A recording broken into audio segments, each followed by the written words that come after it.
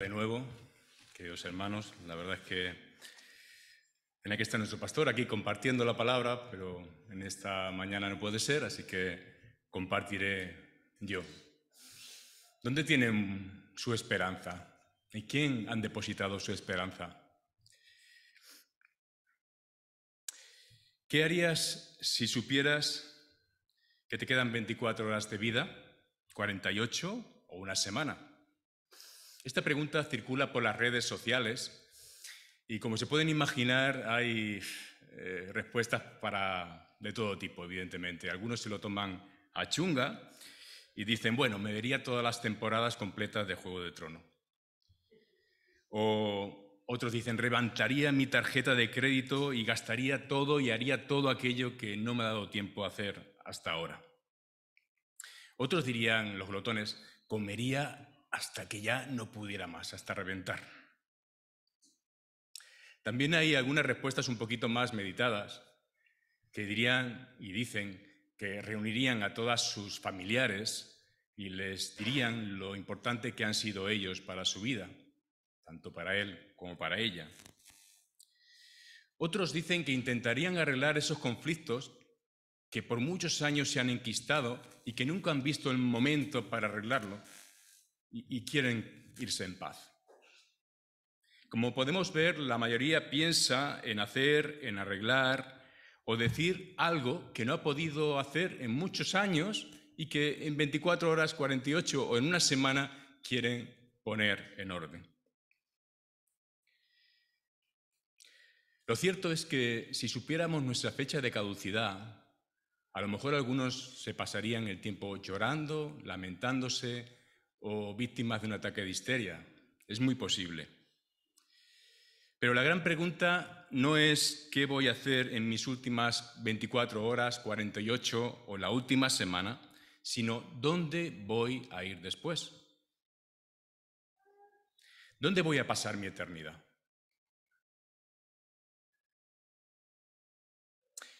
Esa es una de esas preguntas que muchos prefieren no hacerse y cuando llega el momento ya es tarde.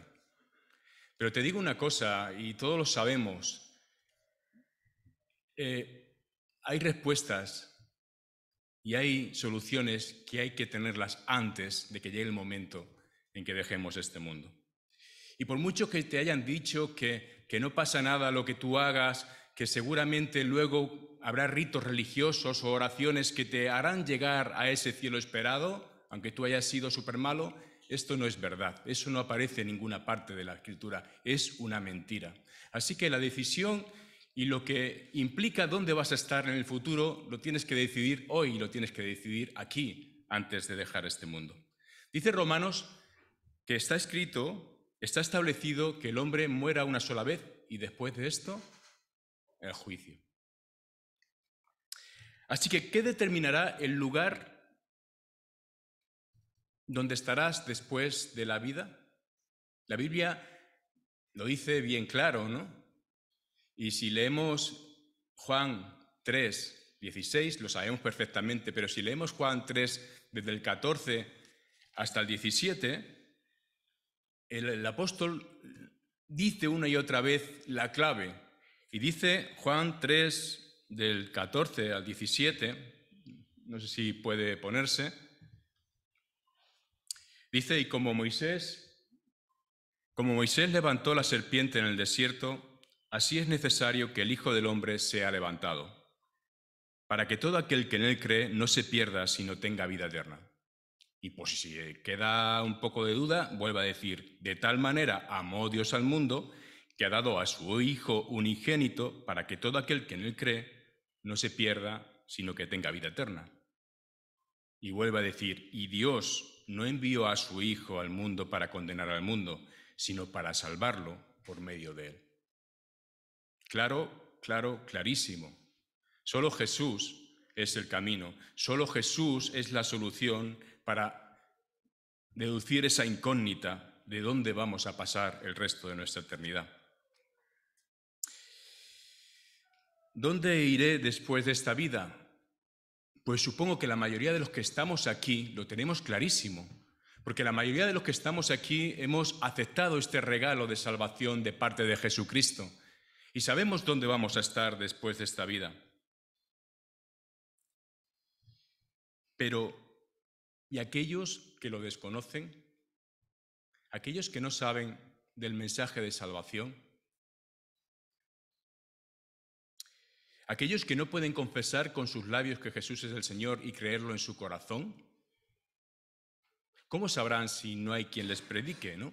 Decían los discípulos. ¿Cómo creerán en sus corazones? Pues mirad, los primeros cristianos predicaban el mensaje, como hemos visto, cristocéntrico, hablando de Cristo, a pesar de que podían perder su vida, a pesar de que pudiera ser sus últimas 24 horas de vida, ellos predicaban y se jugaban la vida porque sabían que lo que transmitían era transformador y cambiaba totalmente la esperanza de aquellos que lo escuchaban. Ya hablé hace un par de semanas acerca de Pedro, en Hechos 4, de cómo predicaba a aquellas multitudes el mensaje de Cristo y cómo predicaba a aquellos gobernantes de Jerusalén el mismo mensaje, y que algunos dijeron no, pero que muchos, más de 5.000 varones, se añadieron aquel día a la iglesia de Jerusalén. Y en esta mañana vamos a ver a otro apóstol, a Pablo, usar su pequeño tiempo de estancia en Filipo para predicar lo mismo. El mensaje que cambia la eternidad del hombre. ¿Cuánto tiempo estuvo en Filipo? Algunos comentaristas dicen que estuvo como 5 días, otros dicen que semanas. Pero da igual, realmente es un periodo corto de tiempo. Nos da igual el tiempo, la verdad es que aprovecharon el tiempo y compartieron la esperanza en Jesús con muchas personas. Y me gustaría destacar, y hemos leído el texto, 3 personas que también destaca el autor del libro de Hechos. Pablo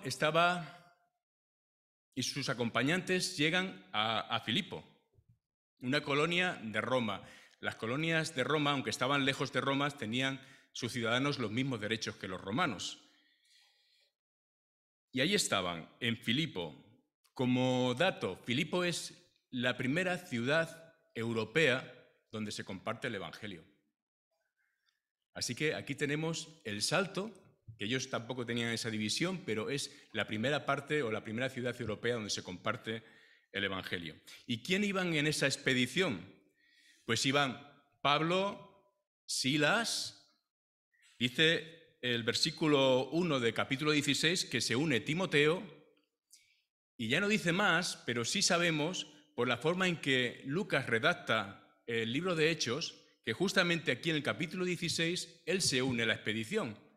Mirad, en 16:8, por ejemplo, dice: entonces, pasando de largo por Misia, bajaron a Troas. Está hablando, alguien hizo algo, ¿no? Bajaron a Troas. Y ya en el 10 dice: después de que Pablo tuviera la visión, enseguida nos preparamos para partir a Macedonia. Es decir, aquí en Troas, Lucas se une. Y como vemos en el texto que ha leído Jan Ayibe, dice navegamos, en el 11 ya dice navegamos directamente, es decir, que eran 4 más o menos, estamos hablando de Pablo, Silas, Timoteo y Lucas, el evangelista Lucas se une también. ¿Qué hicieron al llegar? Pues ¿qué hacía Pablo normalmente cuando llegaba a una ciudad nueva? Pues se iba a buscar a la sinagoga, iba a hablar a los judíos de que aquello que conocían del Mesías prometido se había cumplido en Jesús. Pero como no había sinagoga, pues va a otro sitio. ¿Por qué no había sinagoga? Pues porque era necesario que por lo menos 10 varones, cabezas de familia, judíos, se pusieran de acuerdo y estuvieran reunidos para poder tener una sinagoga. Como no había sinagoga, pues se juntaban cerca de los ríos. En este caso era el río Gangites, y la mayoría de los que se estaban juntando allí eran mujeres. ¿Por qué se juntaban cerca de los ríos? Porque los judíos tenían muchos rituales de la purificación, por tanto tenían que hacer lavamientos, y hombre, lo tenían allí cerquita. Así que cuando Pablo llega allí, lo primero que hace es irse al lado del río, y aquellas mujeres judías pues le intenta predicar el mensaje de salvación de Jesús. Y es la primera que recibe ese mensaje de esperanza y que destaca Lucas es Lidia. Vamos a leer, y le he dicho a Nayibe que si puede leerlo de nuevo, algunos textos, del 13 al 15, ese mensaje de esperanza que se transmite a Lidia. El sábado salimos a las afueras de la ciudad y fuimos por la orilla del río donde esperábamos encontrar un lugar de oración. Nos sentamos y nos pusimos a conversar con las mujeres que se habían reunido. Una de ellas, que se llamaba Lidia, adoraba a Dios. Era de la ciudad de Tiatira y vendía telas de púrpura. Mientras escuchaba, el Señor le abrió el corazón para que respondiera al mensaje de Pablo. Cuando fue bautizada con su familia, nos hizo la siguiente invitación: si ustedes me consideran creyente en el Señor, vengan a hospedarse en mi casa. Y nos persuadió. Pues aquí aparece la primera persona convertida en Europa. No era un hombre, era una mujer. Se llamaba Lidia. Lidia se dedicaba al comercio, era comerciante y vendía telas de púrpura confeccionadas con unos tintes sostenidos de un marisco. Y aquello era muy apreciado en aquel momento y la verdad es que se vendía pues a un alto precio. Así que seguramente sabemos que Lidia podía ser viuda porque no se nombra a su marido, y cuando se dice que su familia pues, fue bautizada, en la familia se incluían tanto hijos como siervos, es decir, era una mujer pudiente, adinerada y que tenía una casa también grande y siervos. Una casa donde invitó a descansar a los misioneros y como veis, pues eran 4 por lo menos de lo que hemos dicho.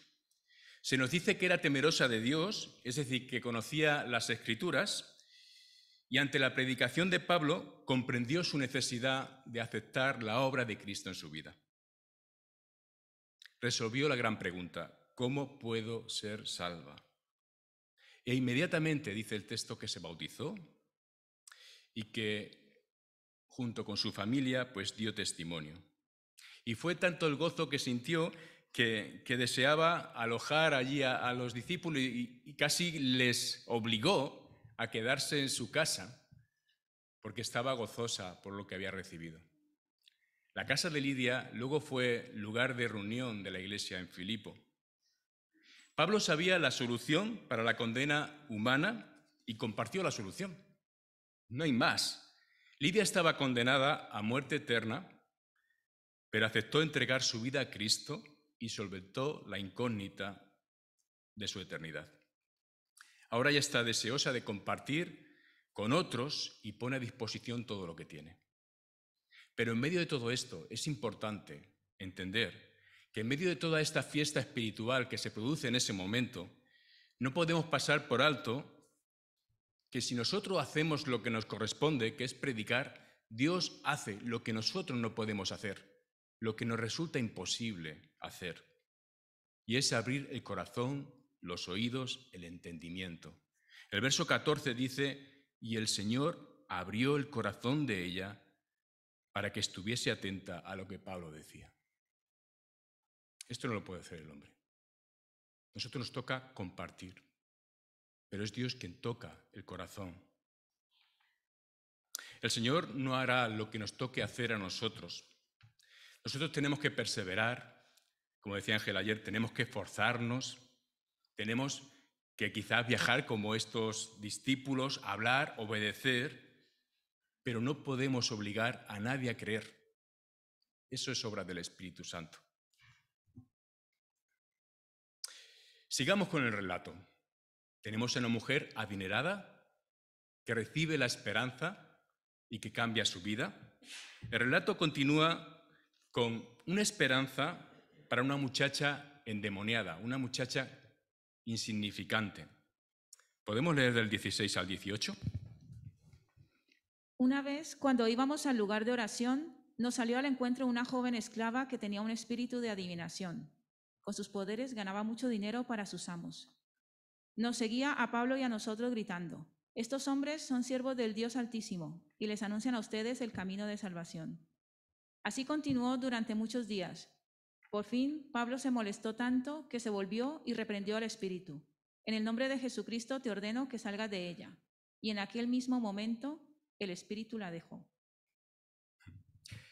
Todo había ido muy bien con Lidia, ahora el enemigo del Evangelio, Satanás, quiere usar otra estrategia e intenta usar la verdad para confundir. Qué curioso, porque decía, estos son siervos del Dios Altísimo, era verdad, ¿no? ¿Por qué? ¿Por qué esto?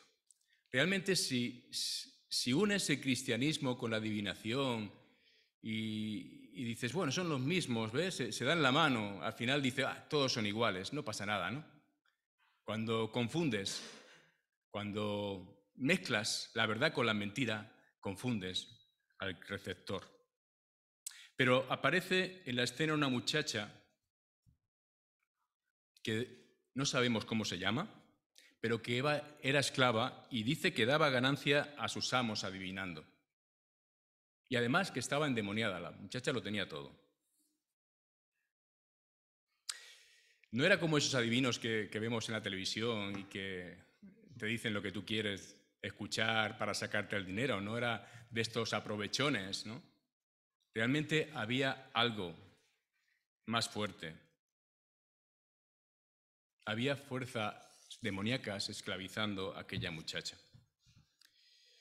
Y podía adivinar acontecimientos, dice. Una muchacha que estaba doblemente esclavizada por sus amos y por un demonio. Y como hemos dicho, ¿por qué dice la verdad acerca de los misioneros? ¿Por qué sabía que ellos proclamaban el camino de salvación?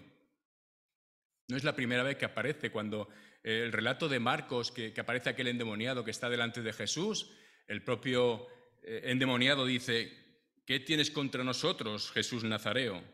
¿Has venido para destruirnos? Sé quién eres, el Santo de Dios. También dijo la verdad, ¿verdad? Pero es que saber la verdad y reconocer incluso que Jesús es el Santo de Dios, el Salvador, no te hace cristiano ni te salva. Hoy día pasa igual. No hay quien busque a Dios muchas veces. No vemos que en las iglesias se nos amontone la gente ahí preguntando, oye, por favor, ¿qué tengo que hacer para ser salvo? ¿Qué quiero saber del Señor? ¿Verdad que no? A veces sí que se amontonan la gente en la televisión, pues queriendo saber su futuro y adivinar aquellos que hemos dicho que son charlatanes, sacadineros. Pero ¿realmente la chica podía adivinar?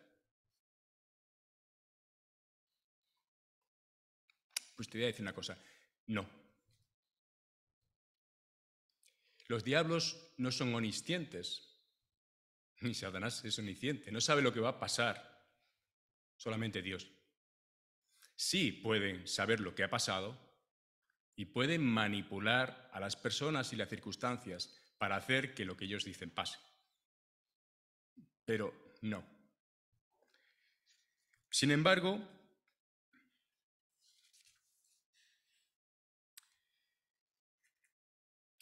Pablo sabía que si compartía el mensaje de Cristo, aquella muchacha esclavizada podía ser liberada.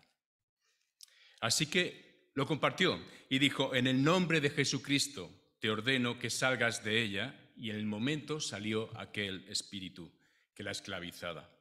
¿Creyó esta niña o esta chica en Jesucristo?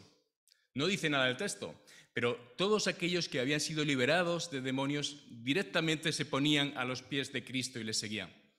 Seguramente así fue. Y esta chica fue una más de aquella iglesia en Filipo. De nuevo un problema resuelto, igual que la mujer adinerada, Lidia, esta esclava ha cambiado su eternidad.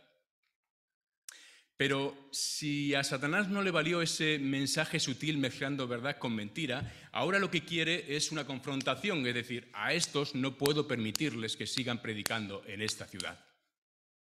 Y ahí tenemos a los amos malvados de esta chica que habían perdido su ganancia y que hacen sus maquinaciones para atacar a Pablo y a Silas. Versos del 19 al 24. Cuando los amos de la joven se dieron cuenta de que se les había esfumado la esperanza de ganar dinero, echaron mano a Pablo y a Silas y los arrastraron a la plaza ante las autoridades. Los presentaron ante los magistrados y dijeron, Estos hombres son judíos y están alborotando a nuestra ciudad, enseñando costumbres que a los romanos se nos prohíbe admitir o practicar. Entonces la multitud se amotinó contra Pablo y Silas, y los magistrados mandaron que les arrancaran la ropa y los azotaran. Después de darles muchos golpes, los echaron en la cárcel y ordenaron al carcelero que los custodiara con la mayor seguridad. ¿Hasta cuál? Hasta ahí. Hasta ahí. Ya se había ido su ganancia. Dice el texto que había salido la esperanza de su ganancia. Esta esperanza que ellos querían era esperanza de dinero, ¿verdad? No era la esperanza que estaba compartiendo Pablo. Y como veían que aquello se le había ido abajo, pues querían arremeter contra Pablo y contra Silas.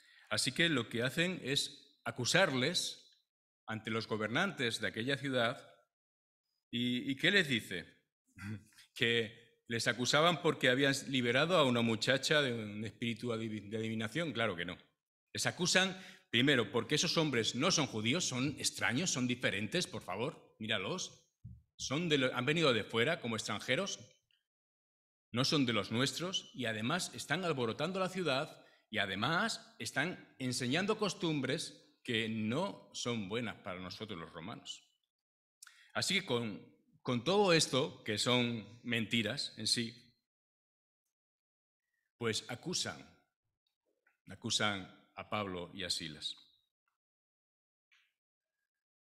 ¿Nunca has pensado por qué aquellos que hemos considerado siempre nuestros amigos antes de ser cristiano, en un momento de nuestra vida se convierten en nuestros mayores críticos? Antes éramos quizás compañeros de fiesta, habíamos cometido excesos con el alcohol o otras sustancias, éramos colegas. O quizás un familiar, tu padre, tu hijo, pues había un buen rollito entre vosotros y resulta que desde que has conocido a Cristo, desde que te juntas con esta minoría, ya todo cambia. Vaya rollo, ¿no? Te han comido el coco, se ha acabado nuestra bella historia. Y al final son los más críticos contra tu vida de fe. Pero qué bella historia.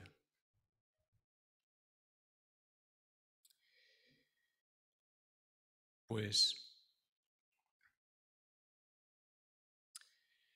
hay personas que de manera sistemática acusan a la Iglesia, a las personas que nos han hablado de Cristo.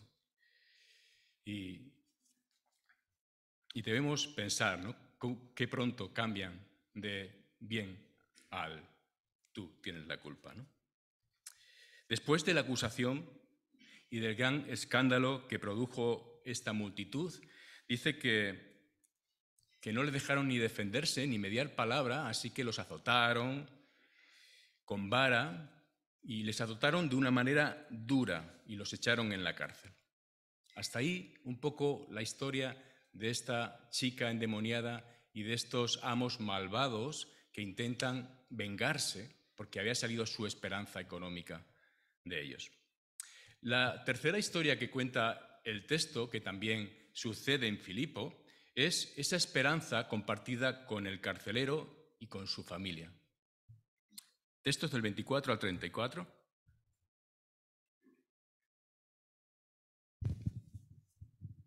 Al recibir tal orden, los metió al calabozo interior y los sujetó a los pies en el cepo. A eso de la medianoche, Pablo y Silas se pusieron a orar y a cantar himnos a Dios, y los otros presos los escuchaban. De repente se produjo un terremoto tan fuerte que la cárcel se estremeció hasta sus cimientos. Al instante se abrieron todas las puertas y a los presos se les soltaron las cadenas.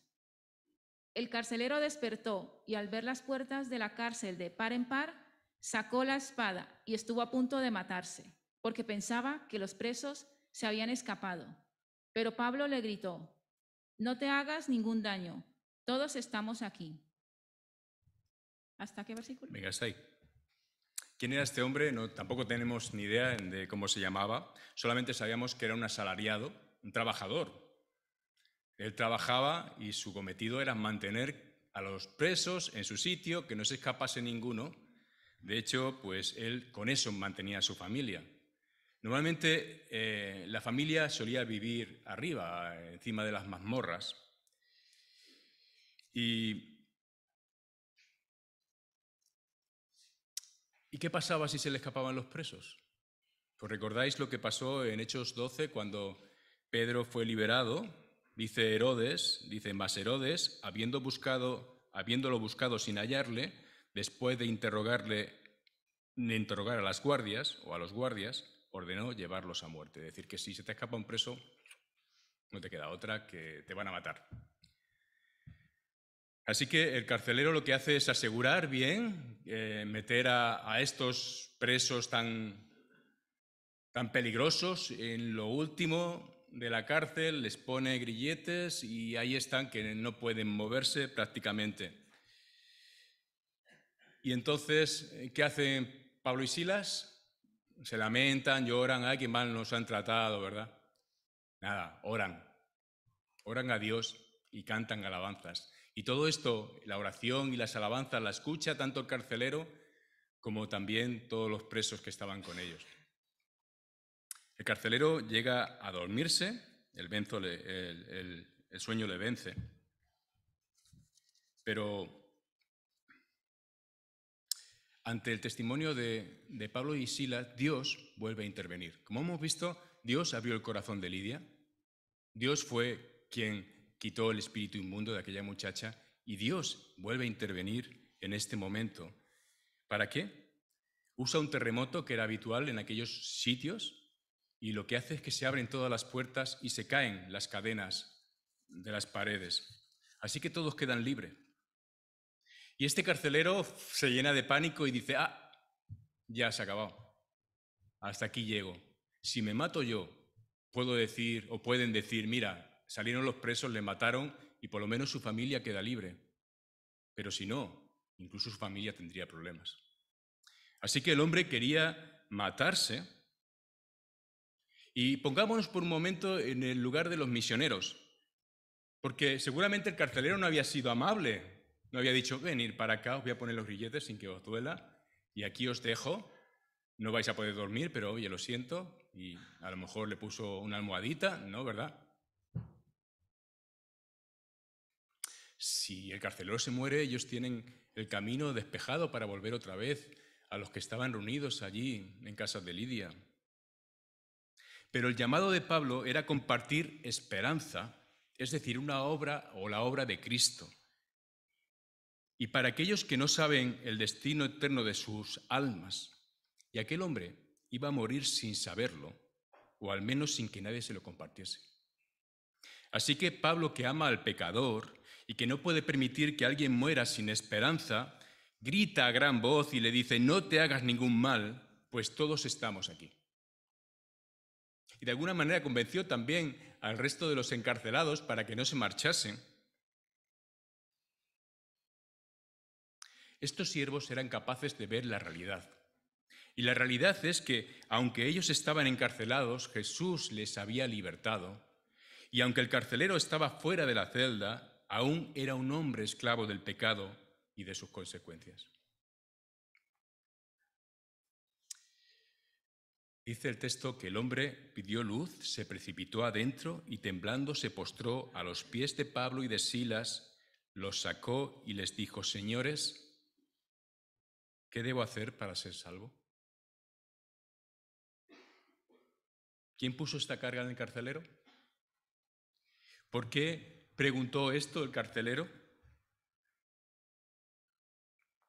Tal vez había escuchado a la muchacha endemoniada que decía, ellos saben el camino de la salvación. Y el terremoto que se había producido confirma de que había pasado algo especial. Así que se postra delante de Pablo y de Silas y le dice, ¿qué he de hacer para ser salvo? Y Pablo y Silas le dicen, cree en el Señor Jesucristo y serás salvo tú y tu casa. Y le hablaron la palabra del Señor a él y a todos los que estaban en su casa. Una puntualización. Que tú creas que tú des ese paso de fe, que aceptes a Jesús como tu Salvador personal, no es un pase familiar para la salvación.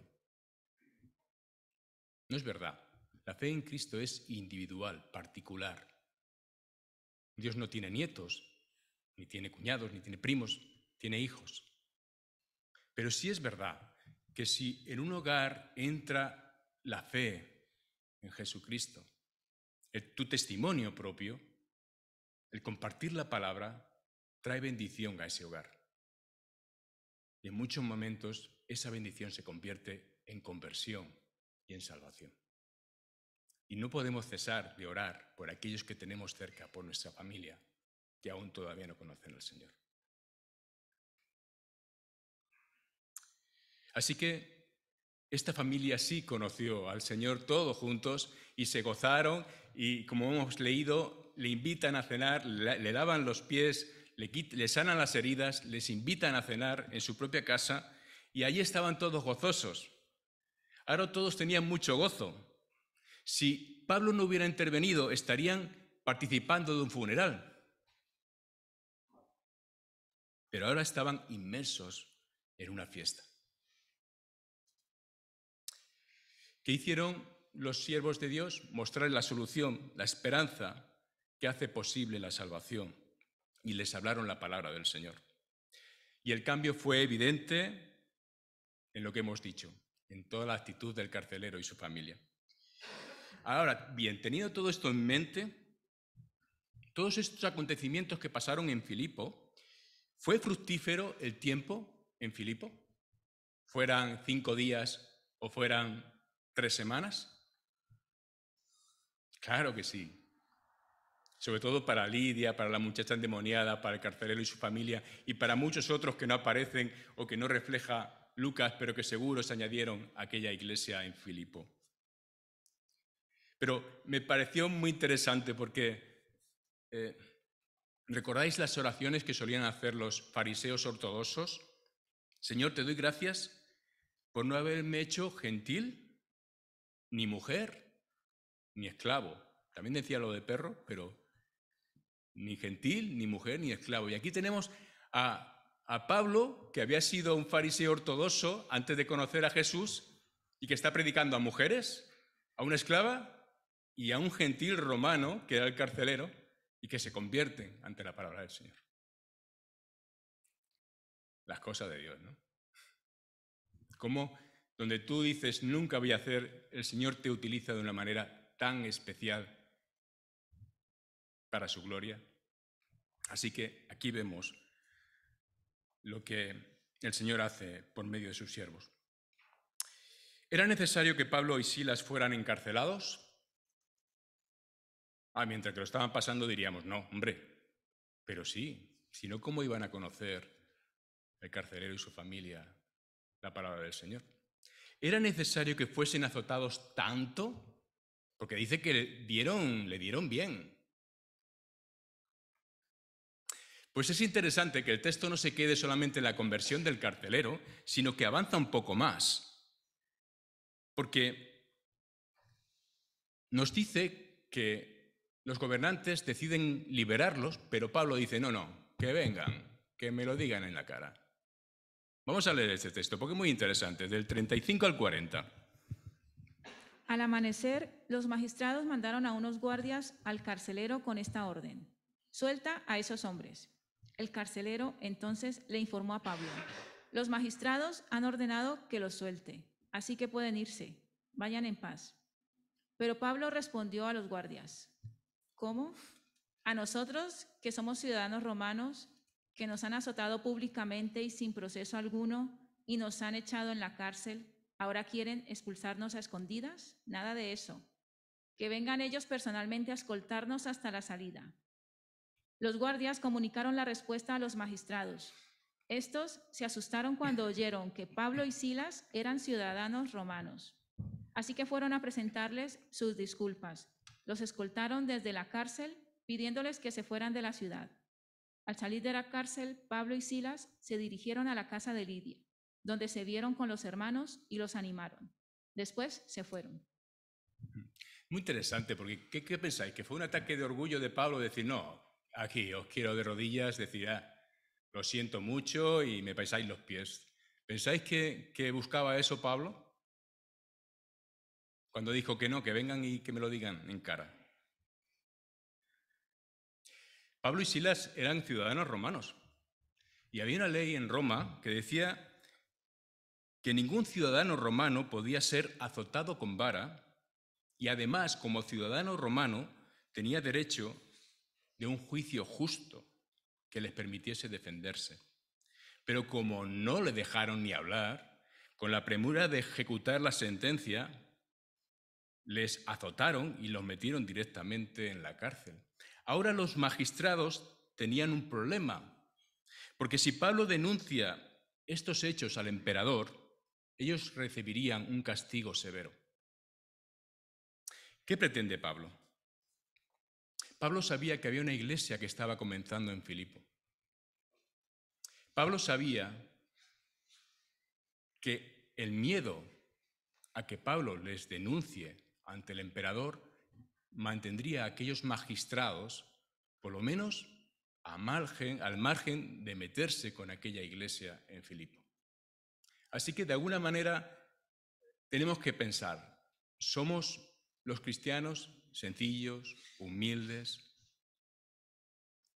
Pero también tenemos que ser astutos y sabios, utilizando también la sabiduría humana. Y en este caso, Pablo aprovecha la ocasión para proteger a la iglesia que se queda en Filipo de estos magistrados y de estas autoridades que tenían la ciudad.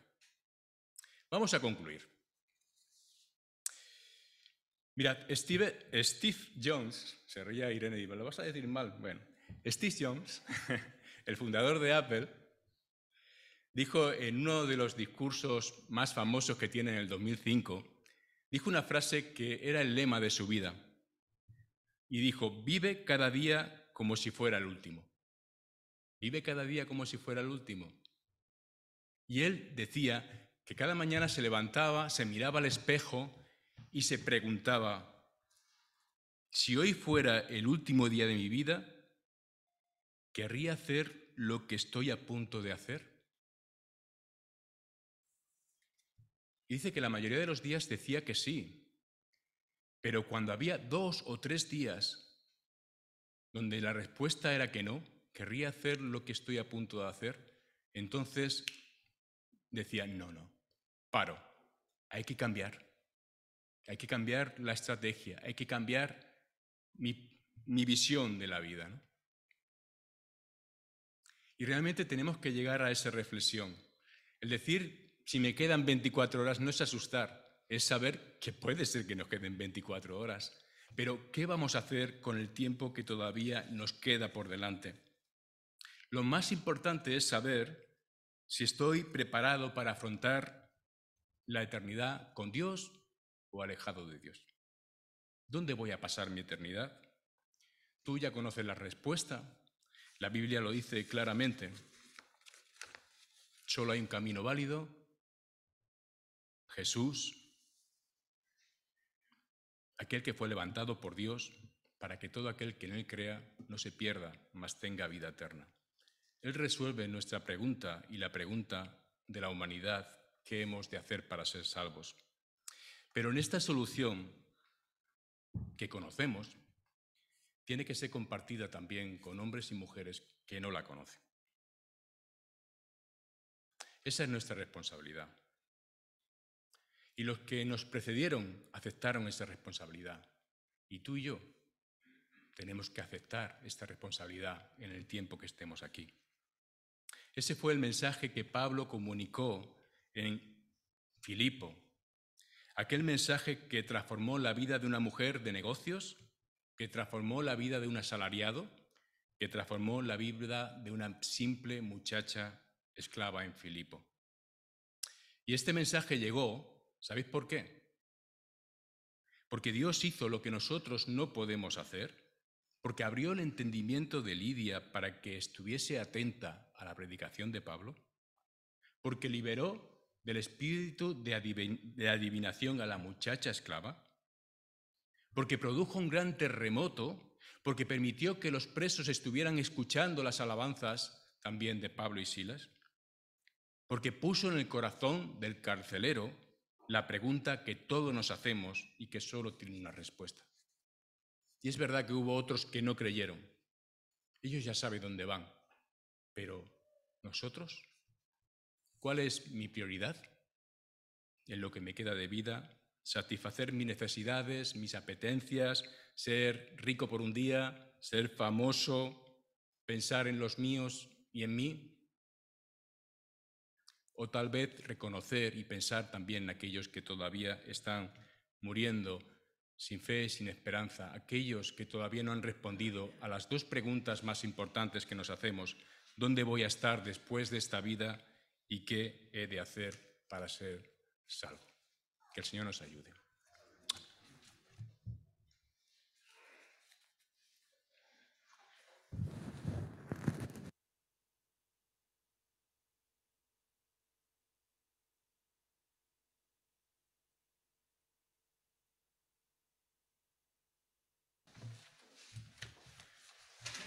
Pues vamos a cantar primeramente, muchas gracias a José, muchas gracias al Señor por su palabra también. Y vamos a cantar el último himno. También vamos a pasar las ofrendas. Aquellos que ya llevan tiempo con nosotros saben que es una costumbre interna nuestra y que el que siente en su corazón también puede colaborar. Amén.